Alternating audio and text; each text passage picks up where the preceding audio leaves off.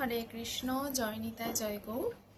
আজকের কথাটা হচ্ছে, আমি তোমাদেরকে কিছুদিন আগে একটা ভিডিওতে বলেছিলাম যে ভগবান শ্রীকৃষ্ণকে আমরা কিভাবে পেতে পারি বা তার সাক্ষাৎ, তাকে অনুভব কিভাবে করতে পারি।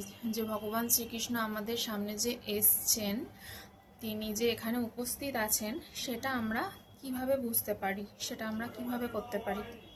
তো সেটার জন্য আমি তোমাদেরকে বলেছিলাম যে ওই গোপী গীতটা পড়ার কথা, গোপী গীতের যে শ্লোকটা সেটা পড়ার কথা বলেছিলাম।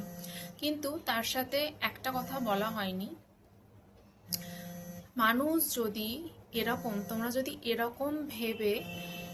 এরকম ভেবে যদি কেউ গোপী গীত পাঠ করে, সে দিয়া জ্বালাতে পারে।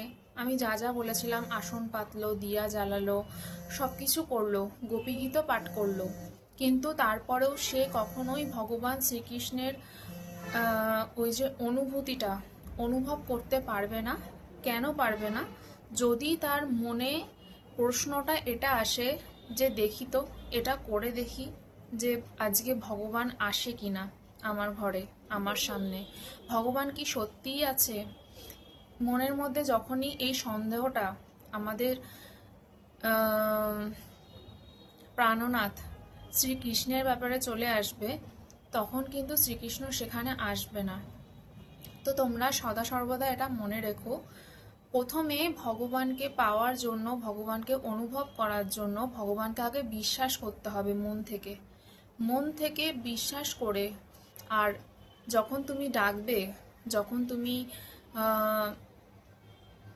গোপী গীতটা পাঠ করবে, তখন তুমি নিশ্চয়ই অনুভব করতে পারবে। কিন্তু ওই চ্যালেঞ্জ নিয়ে যে দেখি ভগবান আসে কি আসে না, একটা অবিশ্বাস নিয়ে করলে ভগবান কোনোদিনও সামনে আসবে না, কোনোদিনও তোমরা সেটা অনুভব করতে পারবে না। যতবারই করে নাও, 100 বার 1000 বার, তাও কোনোদিন অনুভব করতে পারবে না।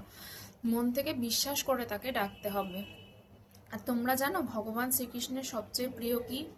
সেটা হচ্ছে মানুষের ভালোবাসা, মানুষের প্রেম, ভক্তের প্রেম। ঠিক আছে? কারণ সে তো পরমেশ্বর, তার কাছে তো সবকিছুই আছে। ভগবান শ্রীকৃষ্ণ তো আমাদের বিশ্ব ব্রহ্মাণ্ড সৃষ্টি করছে, পালন করছে, আবার প্রলয় আসে, আবার সৃষ্টি হয়, এইভাবে তো চলতেই আছে। তার কাছে তো কোনো কিছুর অভাব নেই। তো ভগবান কি চায়? ভক্তের প্রেম। ভগবান শ্রীকৃষ্ণ কিন্তু ভক্তের প্রেমেই একমাত্র বাঁধা পড়ে, এটা তোমরা মনে রেখো। আর এইভাবেই কানাকে তোমরা ডেকো।